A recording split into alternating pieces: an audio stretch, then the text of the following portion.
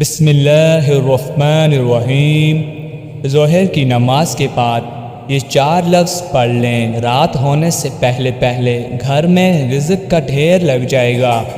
محترم ناظرین، آج کل ہر بندہ روزی کی وجہ سے، رزق کی وجہ سے، روزگار کی وجہ سے پریشان ہے اور دنیاوی دولت کے حصول کے لیے ہر جائز و ناجائز کام کر رہا ہے، اور بعض لوگوں نے تو اپنا خدا تک اس روزی کو، رزق کو بنا لیا ہے کہ یہ دولت ہوگی تو سارے مسائل حل ہوں گے، ورنہ ہم ایسے ہی پریشان رہیں گے۔ اور اس غلط یقین کی وجہ سے خرابیاں پیدا ہو رہی ہیں اور زندگیوں سے سکون نکل گیا ہے۔ اگر آج ہی ہم یہ طے کر لیں، اپنے یقین کو دولت سے ہٹا کر اللہ پاک کی ذات کی طرف کر دیں، تو یقیناً ہمارے مسائل بھی اللہ پاک آہستہ آہستہ حل کر دے گا اور زندگی میں سکون ہو جائے گا۔ اگر یقین نہیں آتا، آزما کر دیکھیے۔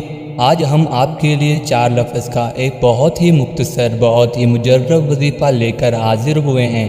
اس وظیفے سے انشاءاللہ رزق کی تنگی، قرض ادا ہو جائے گا، روزگار کے مسائل حل ہو جائیں گے۔ سب سے پہلے 3 کام کریں اور روزی کے معاملے میں پھر بے فکر ہو جائیں۔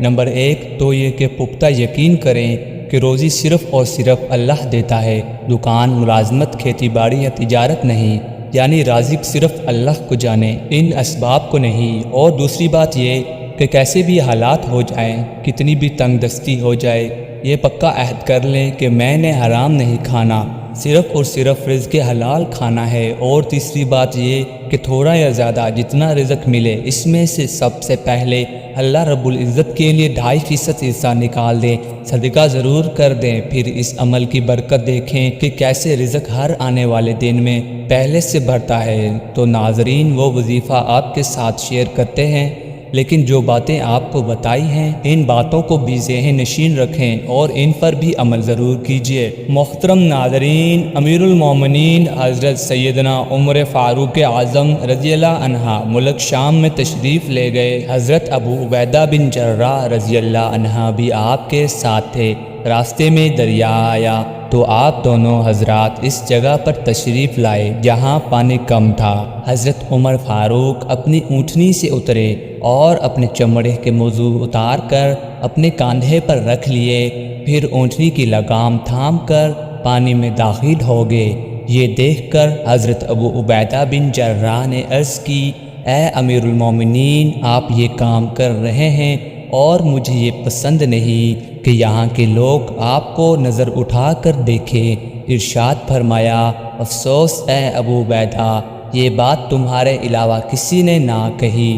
میں تو اس عمل کو امتی محمدیہ کے لیے مثال بنا دینا چاہتا ہوں۔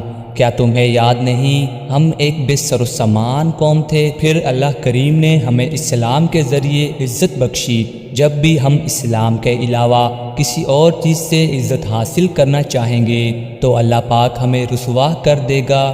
محترم ناظرین، یا ارحم الراحمین انتہائی عظمت والا ذکر ہے۔ اس کے ذریعے دعا مانگنے کی فضیلت ایک حدیث میں اس طرح بیان کی گئی ہے کہ آپ نے ارشاد فرمایا کہ بے شک اللہ تعالیٰ کا ایک مقرر کیا ہوا فرشتہ اس شخص کے ساتھ ہوتا ہے جو یا ارحم الراحمین پڑھتا ہے۔ بس جو بھی ان کلمات کو 3 مرتبہ پڑھتا ہے تو فرشتہ اس سے کہتا ہے کہ بے شک ارحم الراحمین تیری طرف متوجہ ہو گیا ہے۔ اب مانگ بن سعد فرماتے ہیں کہ مجھے زید بن حارث کا ایک واقعہ پہنچا ہے کہ انہوں نے طائف کے ایک آدمی سے خچر کرائے پر لیا اور خچر کے مالک نے کہا، میں خود آپ کے ساتھ رہوں گا اور جہاں بھی میرا جی چاہے گا وہاں اتار دوں گا۔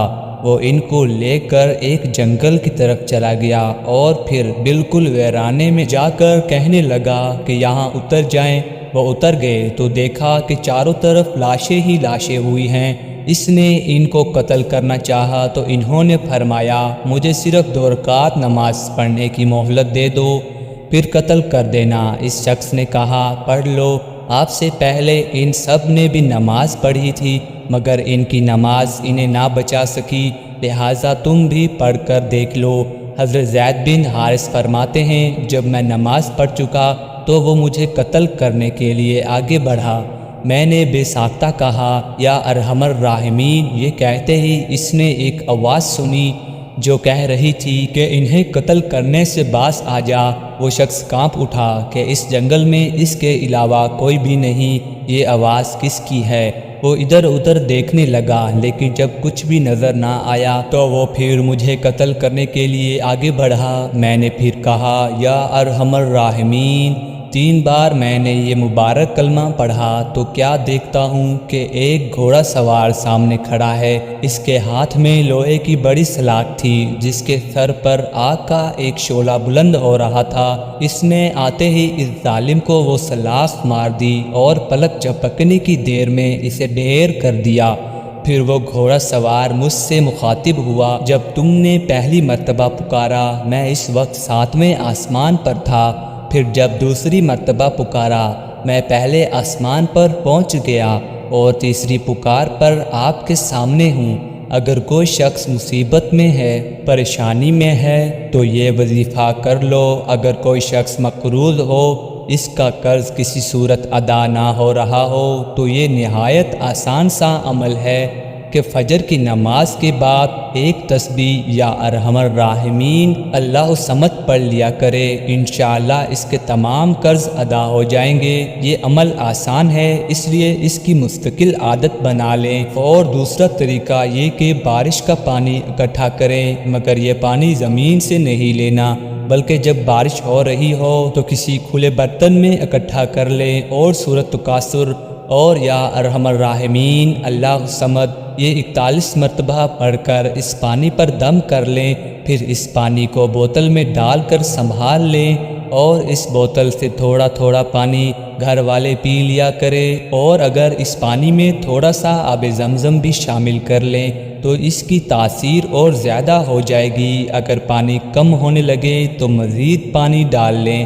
اس پاک پانی کی برکت سے اللہ پاک آپ کے گھر سے رنج و غم، پریشانیاں، بیماریاں دور کر دے گا، اور جو لوگ پہلے سے بیمار ہیں ان کی بیماریاں وہیں ختم ہو جائیں گی، مزید آگے نہیں بڑھیں گے۔ بہت سے لوگوں کا یہ اب تک کا آزمودہ وظیفہ ہے۔ ایسے ہی ایک بچے کی لاغری اور جسمانی کمزوری دور کرنے کے لیے بعض بچے پیدائشی کمزور ہوتے ہیں اور بعض عمر کے ساتھ ساتھ کمزور ہونا شروع ہو جاتے ہیں۔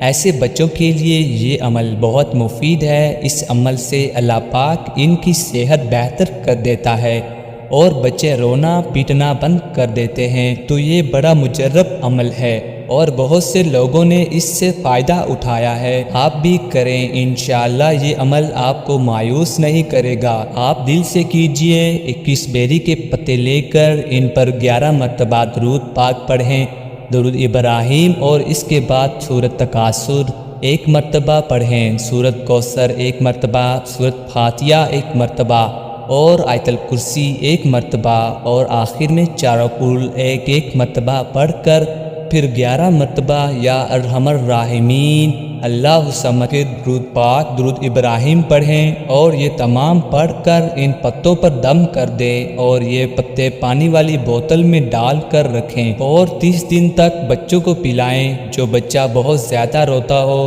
پیٹتا ہو، یا لاغر ہو، یا کمزور ہو، 21 دن تک بچے کو پلائیں۔ پانی جب کم ہونے لگے تو ساتھ ساتھ پانی بڑھاتے جائیں۔ بچے کو نہلاتے وقت بھی اس پانی کے کچھ قطرے اس پانی میں ڈال دیں۔ انشاءاللہ بچے کی جملے مشکلات ختم ہو جائیں گی اور صحت بہتری کی طرف گامزن ہونے لگے گی اور رونا پیٹنا بند کر دے گا۔ امید ہے آپ کو پسند آئے گا اور آپ بھی اپنی مشکلات اور مسائل کے حل کے لیے اس وظیفے کو بتائے ہوئے طریقے پر اپنے معمول میں ضرور شامل کریں گے۔ ناظرین، اگر آپ کو یہ ویڈیو پسند آئی تو اس ویڈیو کو سب سے پہلے تو لائک کر دیجئے، اپنے دوستوں کے ساتھ فیس بک پر ضرور شیئر کر دیجئے تاکہ مزید لوگوں تک یہ ویڈیو پہنچے تو وہ بھی اس قرآنی سورت اور 4 لفظ کو اپنے معمول میں شامل کر کے اپنے مسائل کا حل پا سکے۔ اللہ ہم سب کا حامی و ناصر ہو، آمین ثم آمین۔ ناظرین، کمنٹ باکس میں اللہ تعالیٰ کے 99 ناموں میں سے ایک نام ضرور ٹائپ کریں۔